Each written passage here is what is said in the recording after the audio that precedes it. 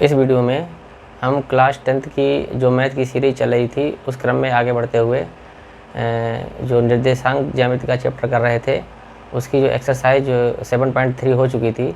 अब हम आज जो है इस वीडियो में अगली एक्सरसाइज 7.4 के क्वेश्चनों के बारे में बात करेंगे और उनको लगाएंगे। तो देख लेते हैं कि 7.4 में एक्सरसाइज में किस तरीके के क्वेश्चन हैं और उनको हम किस तरीके से लगा सकते हैं। एग्ज़ाम के पॉइंट व्यू से इस चैप्टर से क्वेश्चन एक या दो क्वेश्चन तो आना ही आना है, क्वेश्चन इससे आते ही हैं। तो आप जितने भी क्वेश्चन हमने करवाए हैं उनको आप रिवाइज करते रहिए ताकि उससे संबंधित कोई भी क्वेश्चन अगर आपका आ जाए तो आप उसको लगा दें। तो एक्सरसाइज जो है 7.4 हम स्टार्ट करते हैं। इसका पहला क्वेश्चन आपको जो दिया गया है, बिंदुओं ए जो है दिए गए हैं, बिंदुओं ए है 2, और बी दिया गया है 3, 7 को जोड़ने वाले रेखाखंड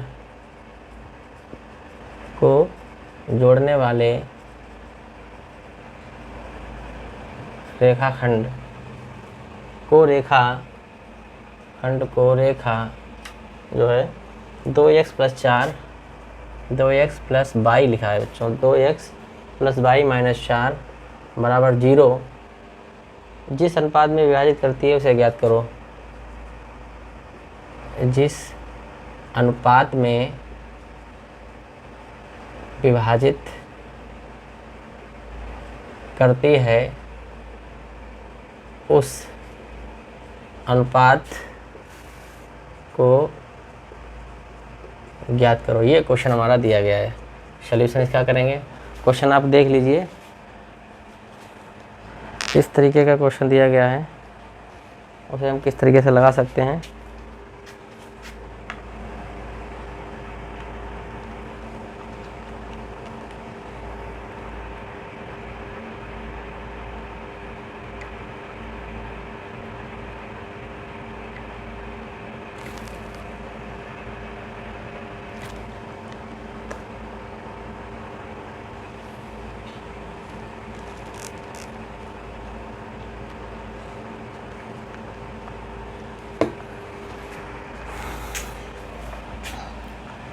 तो क्वेश्चन देखिए किस तरीके का दिया है कि दो बिंदु दिए गए हैं। यहाँ पर पहला बिंदु ये है, दूसरा बिंदु ये है। इनको जोड़ने वाला रेखाखंड, मान लो इन दोनों बिंदुओं को यही रेखाखंड आपस में जोड़ता है जो हमने खींचा है। और एक रेखा है 2x+y-4 बराबर 0। अब ऐसे नहीं पता है कि रेखा ये कहाँ पर होगी, लेकिन अंदाजे से ये रेखा हम यहाँ पर खींच लेते हैं। इस रेखा का समीकरण है 2x+y-4 बराबर 0। तो अब यहाँ पर जो बिंदु दिए हैं ये माने कैपिटल ए आपको दिया है 2, और ये बी दिया है हमारा ये वाला भी 3, 7। ये दो हमें यहाँ पर दिए गए हैं। अब इन लोगों को हमें आपस में हल करके इसके आंसरों को निकालना है। क्वेश्चन क्या दिया गया है, क्वेश्चन में कहा है कि दो बिंदु दिए गए हैं, उनसे एक रेखा पास होकर जाती है और ये रेखा इन दोनों बिंदुओं को कोई अनुपात में डिवाइड करती है। वो अनुपात यम या एन हो सकते हैं। हमें ये यम और एन के मान चाहिए, या हम यहाँ पे मान लेते हैं कि ये रेखा जो है इन दो बिंदुओं को के अनुपात 1 अनुपात में डिवाइड करती है। तो हमें के का मान जो है निकाल लेना है, जिससे हमारे जो अनुपात हैं वो आसानी से निकल आएंगे। तो सबसे पहले तो हम एक काम करेंगे, इस बिंदु का नाम P रख देते हैं और इस बिंदु के निर्देशांक यहाँ से निकाल लेते हैं। तो हमें नॉर्मली ये पता है कि जब दो बिंदु दिए होते हैं, जैसे पीछे हमने क्वेश्चन लगाया था कि दो बिंदु दिए गए हैं, कोई एक तीसरा बिंदु यहाँ पर इसको काट रहा है तो ये यम अनुपात इनमें विभाजित कर रहा है। तो इसका फार्मूला जो है हम आपको बता चुके हैं, x बराबर यम x2 plus N x1 plus x2, इस तरीके का फार्मूला था, वही हम यहाँ पर यूज़ करेंगे। तो पहले हमें इनके मान निकालने होंगे, बिंदु P के निर्देशांक पता करने होंगे। तो यहाँ लिखेंगे चित्र से बिंदु P के निर्देशांक क्या होंगे, x, y। x को निकालने के लिए फार्मूला क्या हो जाएगा हमारा, m into x2 n into x1 बटे यम प्लस n, और y का मान निकालने के लिए m into y2 n into y1 बटे यम प्लस n। ये हमारा फार्मूला है, ठीक है। तो ये x और y, मान लो ये p पॉइंट है हमारा, ये p पॉइंट है, इसी के निर्देशांक है हमारे x और y। यही हमें निकालने हैं। तो हम यहाँ पे निकाल लेंगे। तो आप अगर इसको, ये पहला हमारा के दिया गया, दूसरा हमारा यहाँ पर 1 दिया गया, इसको अगर हम यम मान ले, यानी यम मान लेते हैं और इसको एन मान लेते हैं अनुपात में, तो यम और अनुपात में अगर मानेंगे तो यम के बराबर होगा, एन 1 के बराबर होगा। तो हम इसी फार्मूले में रख देंगे सारी वैल्यू, और इसको हम मान लेते हैं x1 y1 और x2 और y2। हम इनको इस तरीके इसलिए ऐसा मानते हैं ताकि हम फार्मूला जो है हमारा उसमें हम इसको रख पाएँ, और यहाँ पर इस मानने का कोई मतलब नहीं है। x, y बराबर m का मान आप देख लीजिए, m यहाँ से जो हमने माना है k है तो k लिख देंगे, ठीक। उसके बाद x2 आप देख लीजिए, यहाँ पर हमने 3 माना है तो आप 3 लिख दीजिए, प्लस n का मान आप देख लीजिए, n 1 से है तो यहाँ 1 है।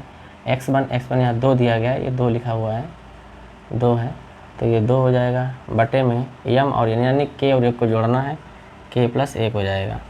इसी तरीके से यहाँ पर फिर से m और n का मान रखा जाएगा, m बराबर है k तो यहाँ k हो जाएगा, बाई 2 का मतलब यहाँ से 7 है तो यहाँ 7 हो जाएगा, n का मतलब यहाँ 1 है, और बाई 1 का मतलब -2 है तो ये -2 लिखा हुआ है, और बटे में k + 1 हो जाएगा, ठीक है।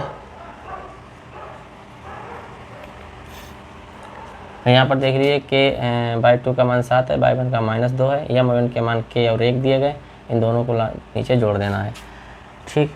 तो इस तरीके से हमारे x और y के मान जो निकल के आएंगे वो निकल के आएंगे 3k + 2 = 2 बटे में k + 1 और 7k और 2 = 2 -k 2 बटे k + 1। ये हमारे x y के मान आए। पहला वाला मान x के लिए है, दूसरा वाला मान हमारा y के लिए है। ये दोनों हमारे x और y के मान यहाँ पर निकल आए हैं।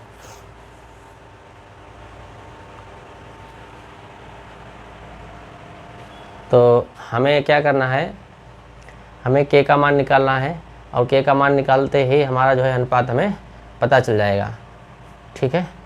तो k का मान निकालने के लिए हम क्या करेंगे, यहाँ पर ये देखिए कि यहाँ पर जो हमारे मान निकल के आए हैं वो x के लिए जो मान निकल के आया है वो हमारा ये रहा, ये पूरी वैल्यू, और y का मान जो निकल आया उसके लिए ये जो है पूरी वैल्यू ये है।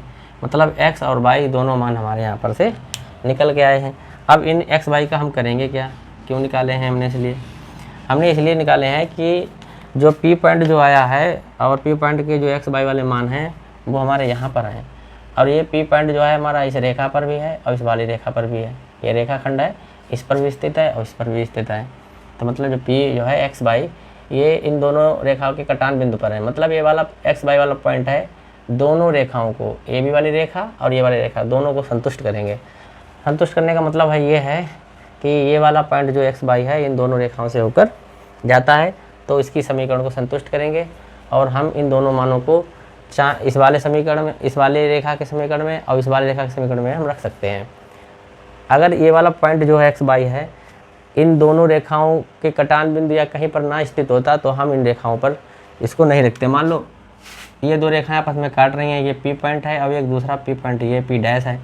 अब ये पॉइंट जो है इस रेखा पर नहीं स्थित है, तो इसका मतलब इस P का मान जो भी आएगा हल करके, मान लो इसे P है डैश है और ये P है, तो ये वाला P जो हमने निकाला है ये इसको मान लीजिए, और ये P डैश जो है कोई और पॉइंट होगा, तो हम इस निकाली हुई वैल्यू को जो है यहाँ पर नहीं रख पाएंगे क्योंकि ये P वाला पॉइंट हमारा अलग है। तो किसी भी पॉइंट को रेखा ऊपर जब भी रख पाते हैं जब वो उसके ऊपर स्थित होता है। तो यहाँ लिखेंगे Px बाई बिंदु रेखा कौन सी है, ये वाली 2x + y - 4 = 0 पर स्थित है। अतः यह रेखा के समीकरण को संतुष्ट करेंगे। अतः ये रेखा के समीकरण को संतुष्ट करेंगे, इसलिए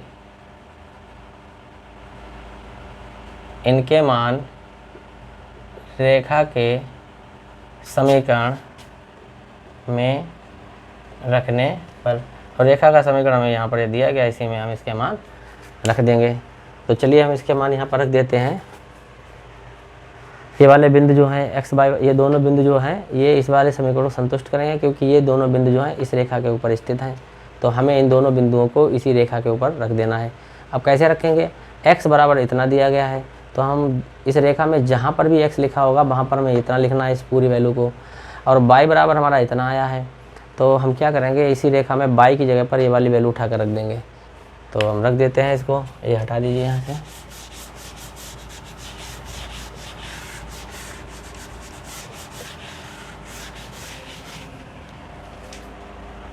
तो यहाँ पर रेखा आपकी दी गई है 2x, रेखा है 2x प्लस y माइनस 4 बराबर 0। तो x की जगह पर ये वैल्यू है, तो आप यहाँ रख दीजिए 2, ये रहा x, क्या रखा है 3k प्लस 2 बटे k प्लस 1, ठीक है, प्लस y की जगह पर ये वाली वैल्यू रखी जाएगी 7k माइनस 2 बटा k प्लस 1, यहाँ तक हो गया, माइनस का ये 4 बचा है बराबर 0। बस इसकी वैल्यू हमने रख दी है। अब इसको हम सीधा सिंप्लीफाई करेंगे, अब इसकी ज़रूरत नहीं है, इसको उतारने के बाद ही ये लिखना था।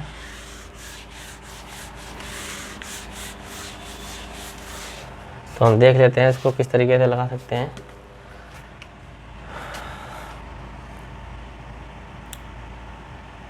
यहाँ पर दोनों जगह k प्लस 1 हर में दिया गया है, तो ऊपर वाली गिनती को डायरेक्ट जोड़ेंगे, उससे पहले इनकी गुणा कर देंगे। 3 दूनी 6k और 2 दूनी 4 बटे में k plus 1 plus 7k minus 2 बटे k प्लस 1 माइनस k 4 बराबर 0।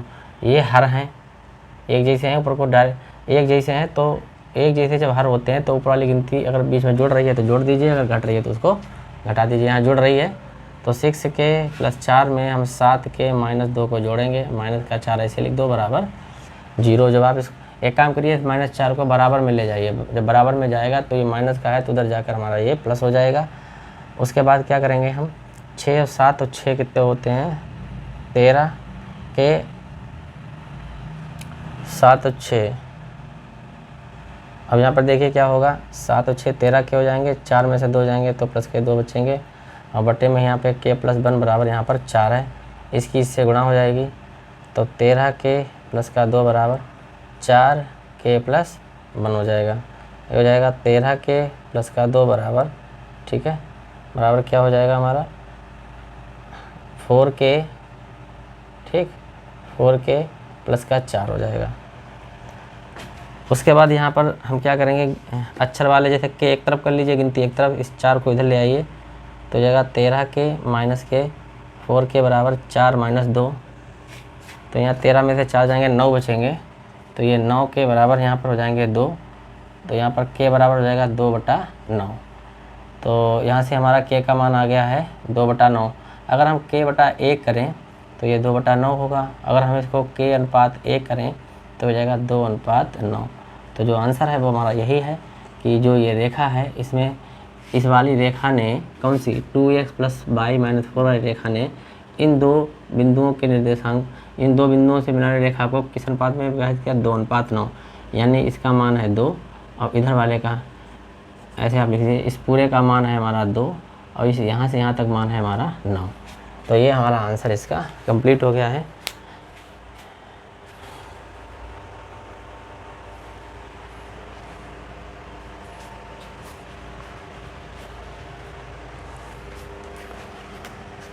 तो इस तरीके से हमारा क्वेश्चन कंप्लीट हो गया है।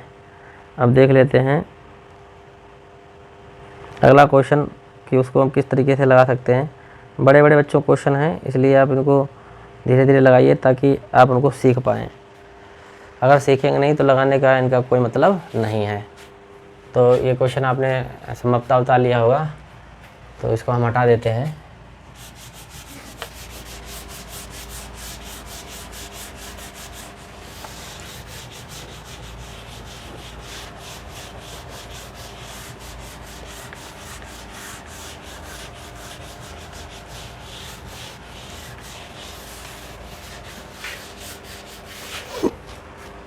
क्वेश्चन दिया गया है क्वेश्चन नंबर 2।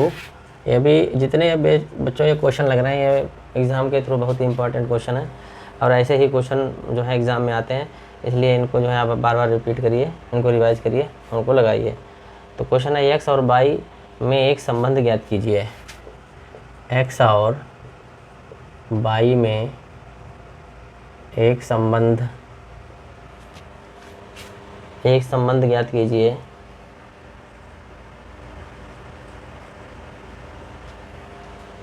एक्स बाई 1 और 2 और 7,0 संरेखी हैं।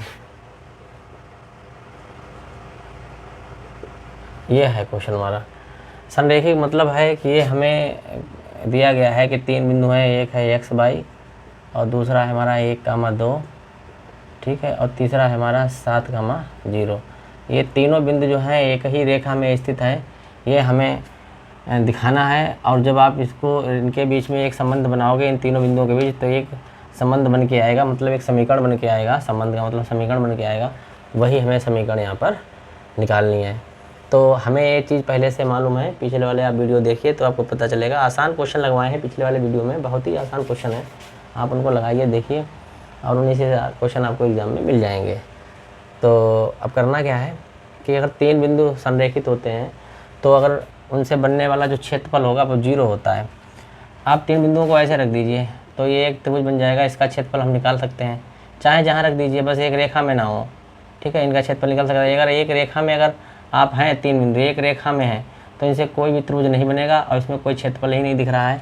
तो हम क्षेत्रफल मतलब ये चौकोर हो, ऐसा हो, है ना, इस तरीके का हो, ऐसे इस तरीके का नहीं, षष्ठभुज होता है, इस तरीके का या इस तरीके का दिया गया हो, तो इनके क्षेत्रफल निकाले जा सकते हैं। लेकिन एक लाइन में खींची हुई वैल्यू के क्षेत्रफल को हम नहीं निकाल पाते हैं क्योंकि वो 0 होता है। तो यहाँ पर अगर देखा जाए तो कोई त्रिभुज नहीं बन रहा है, कोई क्षेत्रफल नहीं बन रहा है, खाली 3 बिंदु एक ही रेखा में है।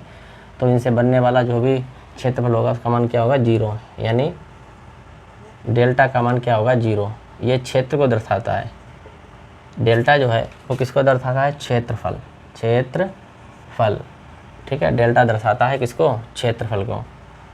तो ये जो है वो हमारा क्या है, 0। क्षेत्रफल कैसा है, 0। यहाँ लिखेंगे संरेख होने पर, ठीक है। तो डेल्टा बराबर क्या होगा, 1/2। अब हम थोड़ी देर अगर मान लेते हैं कि तीनों बिंदु जो हैं एक त्रिभुज बनाते हैं तो उसका फॉर्मूला अगर लगाएंगे तो डेल्टा बराबर 1/2 हमने इसलिए माना है, बाद में क्षेत्रफल 0 भी तो रख देंगे। ऐसा त्रिभुज बनाएंगे जिसका क्षेत्रफल 0 है, इसलिए हमने त्रिभुज का फॉर्मूला लिख लेते हैं और फिर बाद में क्षेत्रफल को 0 रख देंगे। वही कंडीशन हमारी आ जाएगी जो हमें चाहिए। तो यहाँ से हमने तरीका बताया था x का बाई, फिर यहाँ लिखा था x2 ब्रैकेट बाई, फिर होता है x3 ब्रैकेट बाई, बस 23, 31, 12, 23, 31 और 12। ये फार्मूला याद रखिए। डेल्टा का मान जैसे 0 रखेंगे ये तीनों बिंदु एक ही रेखा में आ जाएंगे। 0 रखने का मतलब ही हो गया है तीनों बिंदु एक ही रेखा में आ गए, 1/2। अब इसको क्रम से आप मान लीजिए ये x1 और y1 है, ये बिंदु दोनों, ये हैं x2 और y2 हैं, और यहाँ x3 और y3 हैं। ये जो दिए गए हैं यहाँ पर ये x, y हैं केवल, ये यहाँ पर x1 और y1 दिए हैं, अलग अलग हैं, ठीक है। x1 का मान आप देखिए, x1 का मान यहाँ x है तो यहाँ x रख दो, y2 का मान यहाँ 2 है तो यहाँ 2 लिख दो, माइनस y3 का मान यहाँ 0 है तो 0, प्लस x2 का मान यहाँ 1 है, y3 का मान यहाँ 0 है, y1 का मान यहाँ y दिया गया है, प्लस x3 का मान यहाँ पे 7 है, y1 का मान यहाँ y है, और y2 का मान यहाँ पर 2 दिया गया है। इस तरीके से सारे क्वेश्चन हमारे, सारे वैल्यू हमारे यहाँ पर रख गई हैं। अब इनका आंसर देख लेते हैं। ये 2 इससे मल्टीप्लाई में बच्चों आएंगे, 2 इससे गुणा में होंगे तो ये 2 इससे गुणा में 0 हो जाएंगे। अब एक बचेगा, एक की पूरे से गुणा करेंगे तो यही रहेगा, इसलिए एक को हटा ही दीजिए। 2 में से 0 जाएगा तो आप खुद से बताओ, 2 ही बचेगा प्लस 1। 0 में से बाई अगर गया तो खाली बाई बचेगा, वो भी माइनस का, और प्लस का 7 क्योंकि बाई के आगे पहले माइनस लगा हुआ है, और प्लस 7 बाई -2 ऐसे लिखा रहेगा। अब क्या होगा, 0 बराबर, इसको लिखेंगे 2x, ये हो जाएगा माइनस के बाई, और प्लस यहाँ गुणा करेंगे तो ये बनेगा 7 बाई, और 7 दूनी 14। तो आप इसको देख लीजिए क्या बनेगा, बराबर 0। ये 2x रहा, 7 में से 1 जाएगा, 7 बाई में से 1 बाई चला जाएगा तो प्लस का 6 बाई बचेगा, और माइनस के 14। या इसको आप ऐसे लिख सकते हैं बच्चों, देखिए ये 2 से डिवाइड हो रहा है पूरी समीकरण, तो यहाँ लिख दो 2 से भाग करने पर, जब आप 2 से भाग करेंगे तो इसके बटे, तो ये तो 0 ही हो जाएगा। 2 से इसको भाग करेंगे तो 2x/2 लिखा जाएगा, और प्लस इसको भी 2 से भाग करेंगे और माइनस के 14/2, इससे भी 2 से भाग करेंगे और यहाँ पर भी 2 से भाग करेंगे। तो जब आप इसको भाग करके हल करेंगे तो आपका आंसर कितना बन के आएगा वो हम यहाँ पे लिख देते हैं, देख लीजिए। इससे भाग करेंगे तो ये 0 बनेगा बराबर, देखो 2 से 2 कट जाएंगे बच्चों, खाली x बचेगा और 2 एकम 2, 2 तियाँ 3, तो यहाँ पे हो जाएंगे प्लस के 3y और 2 सत्ते 14, मतलब यहाँ पर 7y हो जाएगा। या आप इसको लिख लीजिए x प्लस के 3y और माइनस के 7 बराबर 0।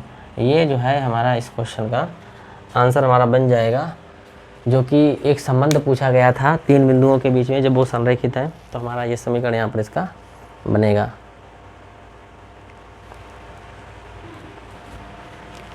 इस तरीके से ही हमारा क्वेश्चन का आंसर यहाँ पर कंप्लीट हो गया है। आप इसको देख लीजिए।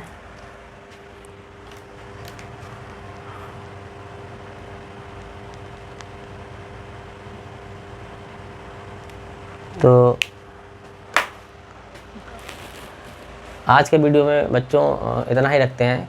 हमने 7.4 एक्सरसाइज को स्टार्ट कर दिया है। नेक्स्ट वीडियो में 2 या 3 पार्ट बनाकर इस पूरी एक्सरसाइज को हम कंप्लीट कर देंगे और हमारी ज्यामिति निर्देशांक पूरी फिनिश हो जाएगी। इसके बाद हम जो एक बहुत इंपॉर्टेंट चैप्टर होगा हमारे एग्ज़ाम पॉइंट व्यू के हिसाब से, वही हम कराएंगे और सारे क्वेश्चन करा देंगे, जिससे कि आपका एग्ज़ाम में कठिन वाले क्वेश्चन एक भी ना छूटे।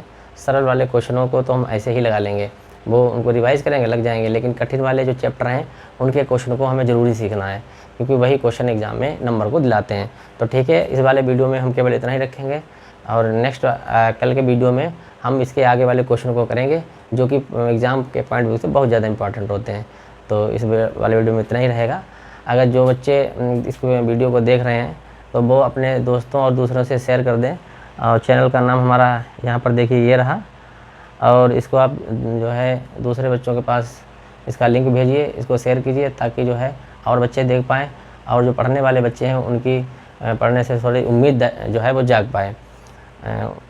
तो इस वाले वीडियो में बच्चों से इतना ही रखते हैं। तब तक के लिए धन्यवाद।